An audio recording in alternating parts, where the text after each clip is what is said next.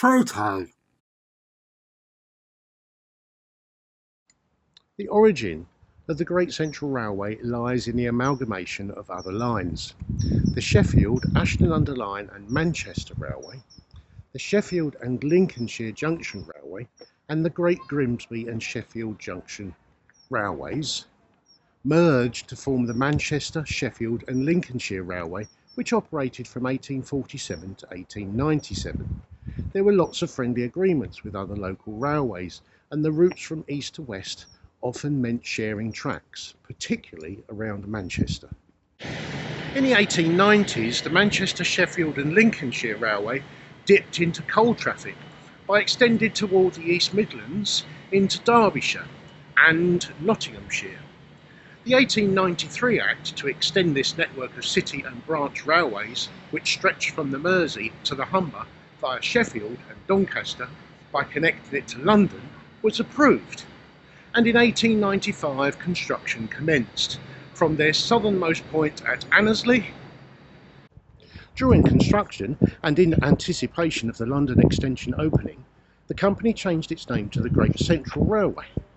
The 92-mile extension opened for freight in July 1898 to help embed the permanent way, opening to passengers in March 1899.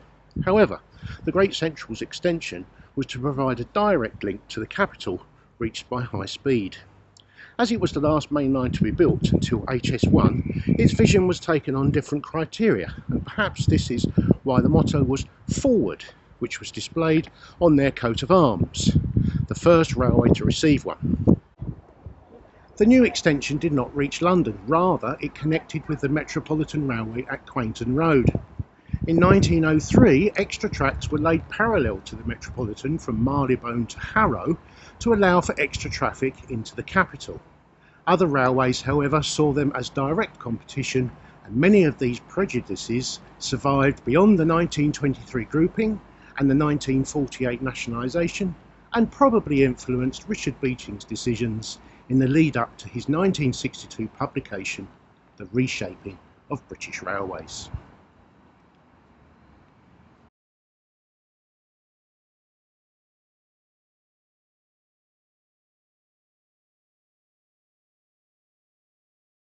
A chronological map of the Leicestershire area this is not, but highlighting the original constituents of the Manchester, Sheffield and Lincolnshire Railway, I must acknowledge the Liverpool and Manchester Railway as one of the first significant railways in the region with so many superlatives. The Sheffield, Ashton-under-Lyne and Manchester Railway opened in 1841, followed by the Great Grimsby and Sheffield in 1845, and the as yet unbuilt Sheffield and Lincolnshire Junction Railway of 1846, which ran from Sheffield to Gainsborough, forming upon completion the Manchester, Sheffield and Lincolnshire Railway. Other acquisitions followed, with the Barton Line to New Holland in 1848, the South Yorkshire Railway to Barnsley in 1849, a connection to Burley Colliery in 1855, and the 1862 Wrexham, Mould and Connors Quay on the Dee. In 1866, the Trent, Ancholm Grimsby, the Seacombe, Hoylake and Deeside, and the West Riding and Grimsby Railways joined the family. The Wigan Junction was connected in 1879, the Hull and Barnsley in 1885, and the Fallowfield Loop connected both ends of Manchester via Chorlton in 1892. Liverpool, St Helens and South Lancashire connected in 1895, the Lancashire, Derby and East Coast in 1896, and work on the London extension was completed, with the first coal trains of the main line running in 1898, and the formation of the Great Central Railway opening passenger services in March 1899. Later railways joining included the Chesterfield extension of the Lancashire, Derby and East Coast in 1900 and the North Lindsey Light Railway of 1906, which I shall discuss in more detail in a future video covering Lincolnshire.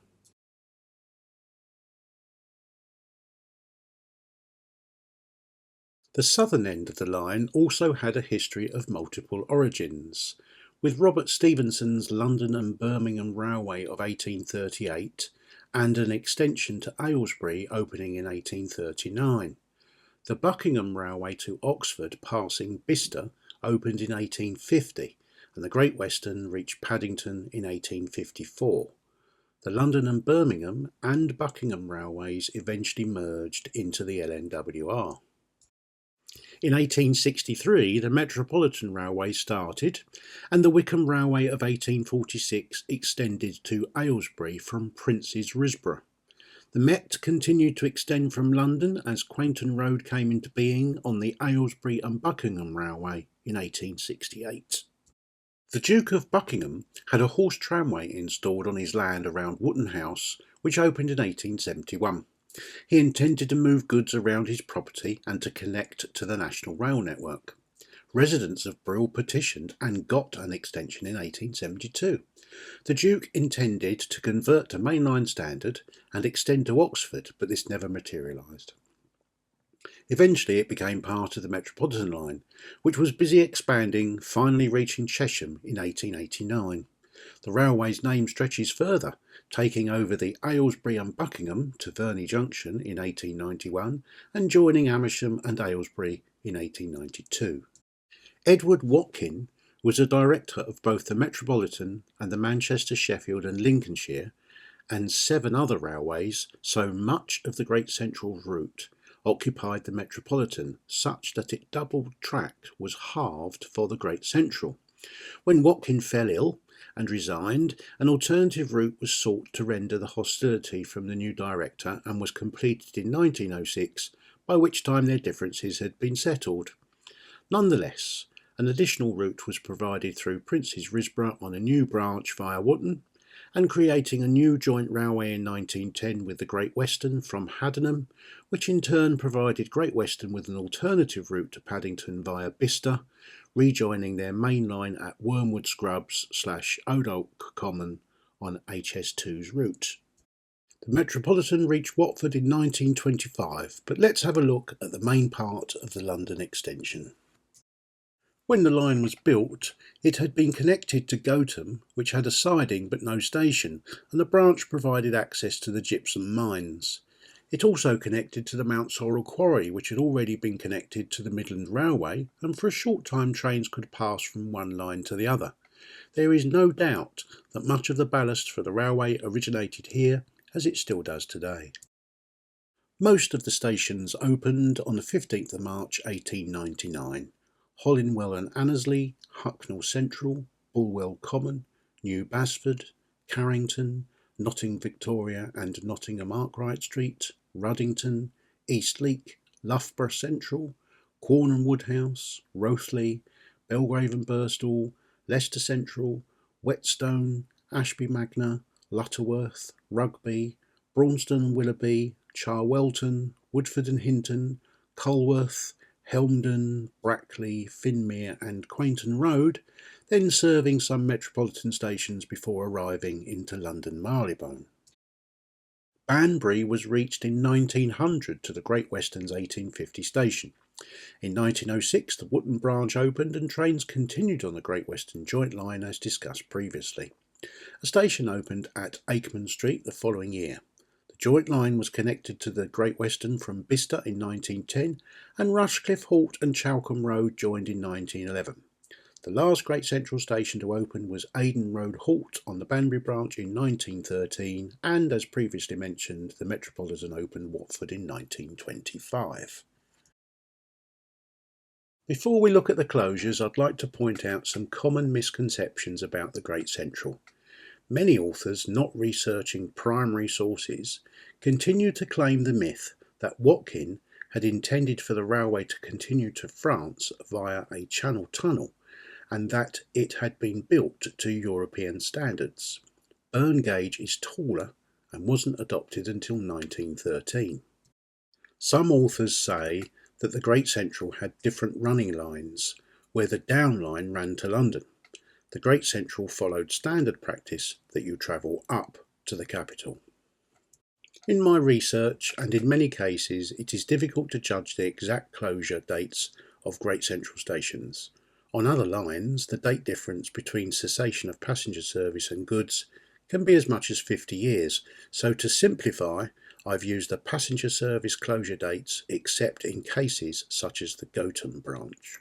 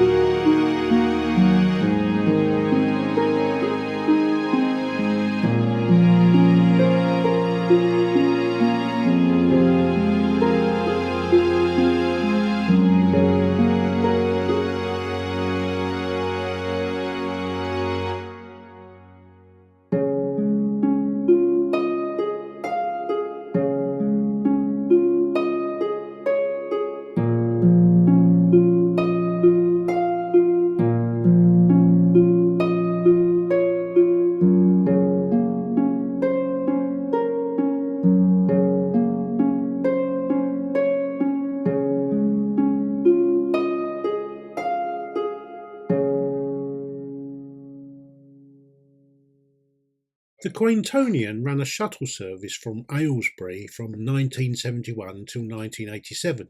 Also, a few railway specials ran through Quainton Road from Marylebone to Milton Keynes via High Wycombe and Quainton Road. There were also some Christmas and bank holiday specials, some of which ran from West Ruislip. All services ceased after 2017. Members of the Leicester Industrial Locomotive Group formed the Mainline Preservation Group to acquire the 18 miles of track from Leicester to Ruddington in 1969, campaigning and raising funds through their Mainline Steam Trust. Through hard work, a single line was opened from Loughborough to Quorn in 1974 and through to Rothley in 1976. The Great Central Railway Limited was formed, and Charnwood Borough Council assisted in the acquisition of the remaining land from Loughborough to Belgrave and Birstall. Plans are steaming ahead to connect the two separated lines, dissected where the Midland Railway passes underneath. The northern section of the line was disconnected from Nottingham in 1977 when a spur was created at Loughborough, and the gypsum could be transferred to the railway network once again. The line north of Ruddington was cut off completely. Ownership of the line transferred to the Great Central and provided a small income from British Rail when accessing the gypsum plant. In 1991, Leicester North Station was opened as the original Belgrave and Birstall was beyond repair. Significant changes have happened to upgrade it. Trains currently run in the north from the reopened Rushcliffe halt of 2003 and a new station of Ruddington Fields within the Heritage Centre, which opened in 2009. Since September 2020, a prohibition notice has been served by the Office of Rail and Road, preventing access to the spur as Bridge 326, just before it, was declared unsafe to use and subsequently has been temporarily disconnected.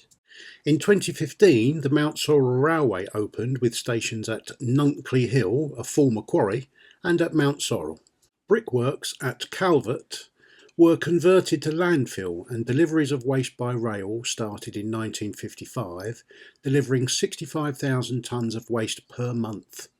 This section has now been closed with regard to access by HS2 construction and the East West Railway. And thus concludes this final episode of the standard gauge railway network of Leicestershire and Rutland, but do stay tuned as there are many more videos planned of the surrounding counties and of other railways such as the Ticknall Tramway and the Leicester Tram Network. Hope to see you all again soon. Don't forget to like and subscribe and press the bell icon to be notified when the next video is ready.